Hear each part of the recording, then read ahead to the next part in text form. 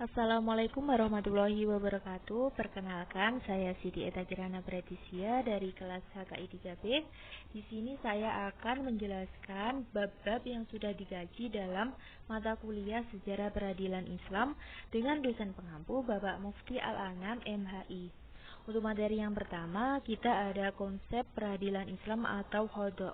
Definisi dari peradilan Islam atau Qadha menurut istilah Islam secara etimologis memiliki arti menetapkan suatu hukum.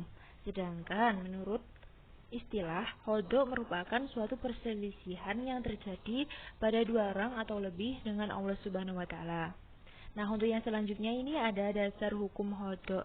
Ini terdapat dalam Quran surat Al-Maidah ayat 42 yang artinya itu, dan apabila kamu memutuskan perkara mereka, maka putuskanlah perkara itu di antara mereka dengan adil. Sesungguhnya Allah Subhanahu wa taala menyukai orang-orang yang adil.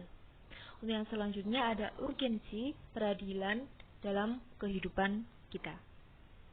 Pelembagaan peradilan Islam tidak melulu menggunakan Islam sebagai dasar negara atau harus menjadi negara Islam. Namun, selama penegakan syariat Islam bagi para pemeluknya dapat dijalankan, maka itu sudah cukup. Berbicara dengan syariat Islam sesungguhnya mencakup 3 pengertian. Yang pertama, sebagai seluruh agama yang dibawa oleh Nabi Muhammad SAW. Yang kedua, keseluruhan nusus Al-Quran dan Sunnah merupakan nilai-nilai hukum yang berasal dari wahyu Allah Subhanahu wa taala. Yang ketiga adalah pemahaman para ahli terhadap hukum yang berasal dari wahyu Allah Subhanahu wa taala dan hasil ijtihad yang berpedoman pada wahyu Allah. Unsur-unsur peradilan Islam ada hakim, yaitu orang yang diangkat oleh kepala negara untuk menjadi hakim menyelesaikan gugatan. Untuk unsur selanjutnya adalah hukum atau qadha. Ini adalah suatu keputusan qadli untuk menyelesaikan perselisihan dan memutuskan persengketaan. Qadha ini ada dua ya, ada ilzam dan qadha tarki. Untuk unsur yang ketiga ada al-mahkim bih. Untuk unsur yang keempat ada al-mahkum alaih. Al-mahkum alaih ini adalah orang yang dijatuhi putusan atasnya. Untuk unsur yang terakhir adalah al-mahkum lah, yaitu adalah penggugat suatu hal. Oke, untuk yang selanjutnya kita masuk ke bab 2 ya. Di sini ada pembuktian dalam peradilan Islam.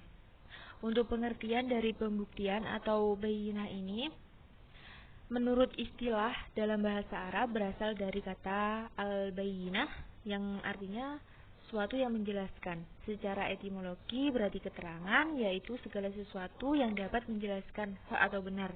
Dalam istilah teknis berarti alat-alat bukti dalam sidang pengadilan.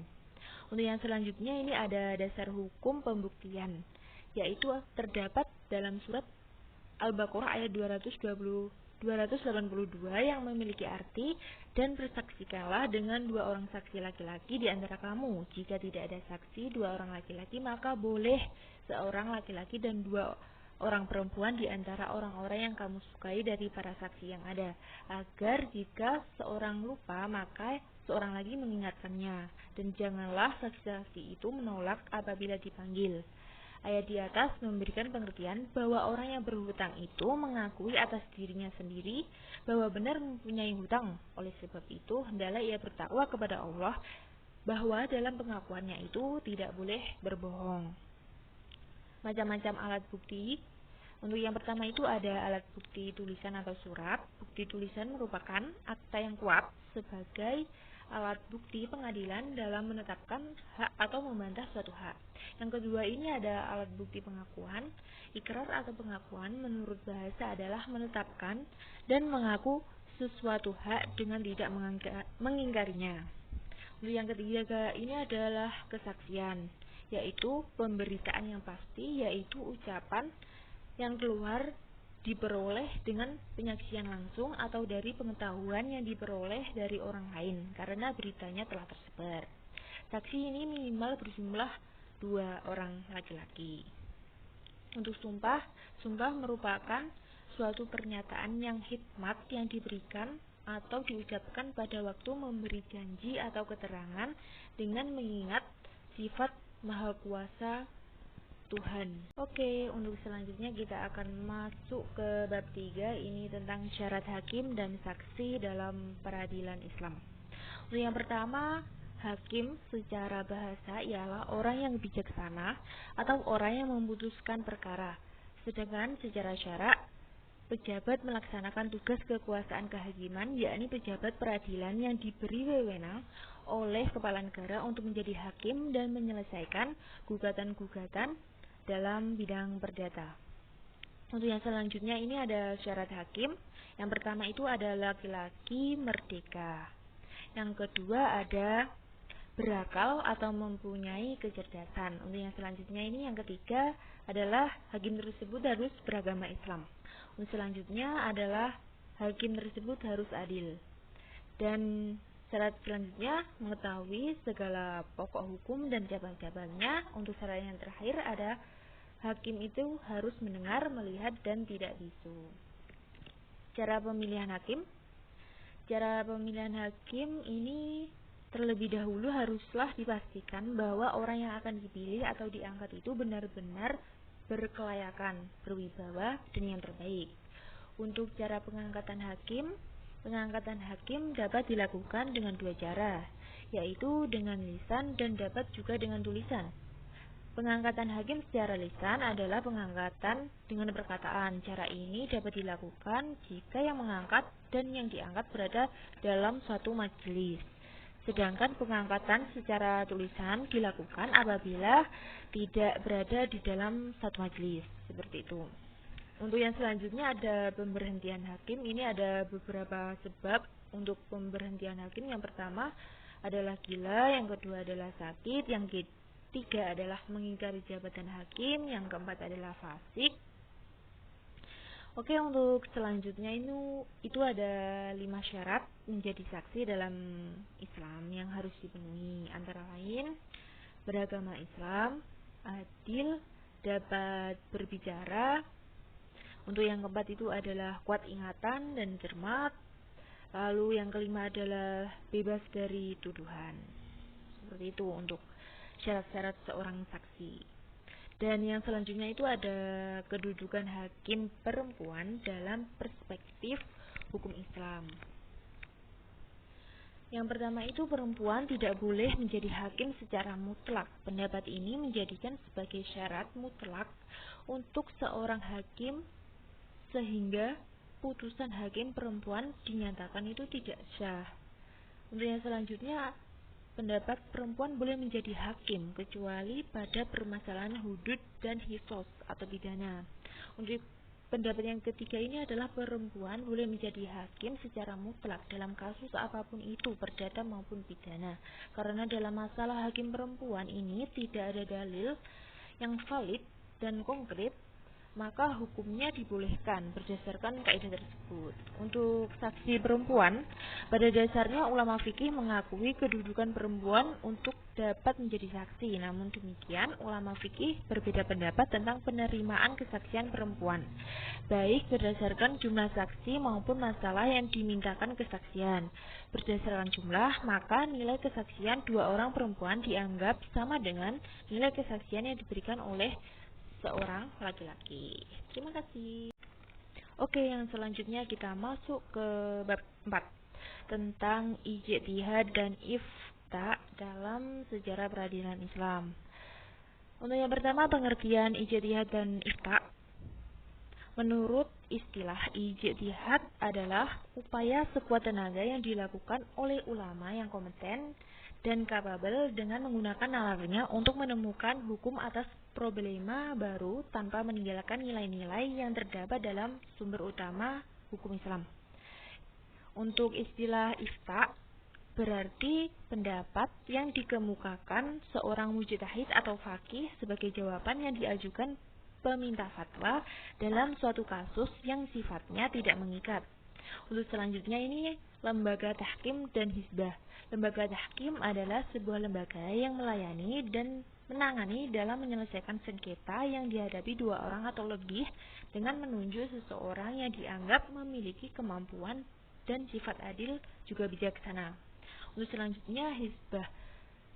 adalah sebagai lembaga peradilan yang menangani kasus pelanggaran secara nyata terhadap perintah berbuat baik dan kasus yang mengerjakan larangan mungkar. Dan selanjutnya adalah wilayah al-mazalim, yaitu lembaga peradilan yang secara khusus menangani kezaliman para penguasa dan keluarganya terhadap hak-hak rakyat. Peradilan ini bertujuan agar mengembalikan hak-hak rakyat yang telah diambil oleh mereka. Selanjutnya ada dasar hukum wilayah al-mazalim. Ini terdapat dalam Quran Surat An-Nisa ayat 135. Tugas al-Hizbah yaitu memberi pertolongan kepada orang yang tidak mampu berdasarkan haknya. Selanjutnya ini ada hubungan peradilan dan ifta. Dalam sejarah hukum Islam, fatwa memegang peranan penting dalam kehidupan umat, mulai dari zaman klasik, pertengahan, dan zaman modern. Pada awalnya, fatwa-fatwa yang diberikan oleh mufti tidak terdokumentasi dengan baik karena kebiasaan membukukan fatwa belum tersosialisasi. Seorang mufti memberikan fatwa pada hakikatnya menyampaikan hukum Allah kepada manusia atau dapat dikatakan memberi jawaban terhadap pertanyaan yang diajukan oleh pemberi fatwa. Oke, kita akan memasuki bab yang terakhir, yakni sejarah peradilan pada masa Rasulullah SAW.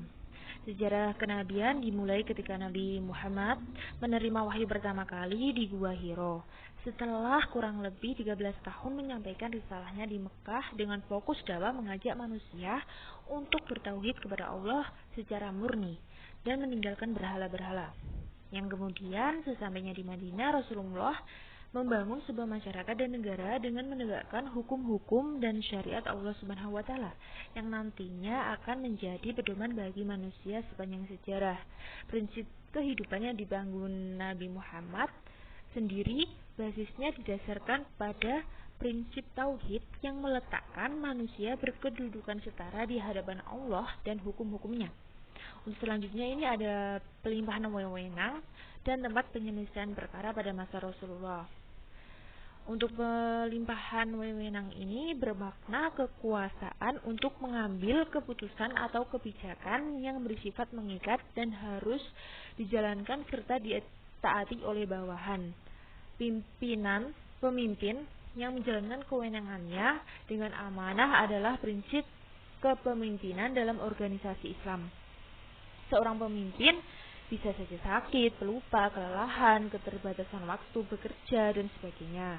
Dalam hal ini Rasulullah banyak mencontohkan pendelegasian wewenang kepada para sahabat yang tentu saja disesuaikan dengan kemampuan, keahlian, dan kecenderungannya masing-masing. Untuk yang selanjutnya ini ada tempat penyelesaian perkara. Pada zaman Nabi Muhammad, proses peradilan berlangsung dengan sangat sederhana. Jika ada seseorang yang menemui suatu permasalahan, maka ia dapat bersegera datang kepada Nabi untuk meminta putusan tanpa harus menunggu waktu tertentu maupun mencari tempat tertentu. Ijtihad dan penyelesaian perkara. Nabi Muhammad terkadang juga memutuskan suatu perkara dengan ijtihad. Dalam beberapa hal ketika tidak terdapat nasnya secara eksplisit dalam Al-Quran, seperti ketika beliau memberikan kebebasan kepada seorang anak yang telah dewasa untuk memilih ikut ibu atau bapaknya ketika keduanya bercerai. Untuk selanjutnya, sistem peradilan Islam secara tegas menekankan tiap orang yang memiliki kedudukan dan perlakuan yang sama di mata hukum. Rasulullah telah mempraktikkan hal tersebut. Bersamaan di mata hukum juga dijadikan mindset dalam sistem peradilan yang dijalankan oleh para sahabat. Oke, itu sekian dari saya. Penjelasan materi-materi yang telah kita diskusikan dalam mata kuliah Sejarah Peradilan Islam HKI 3B. Untuk kurang lebihnya saya mohon maaf sebesar-besarnya. Wassalamualaikum warahmatullahi wabarakatuh.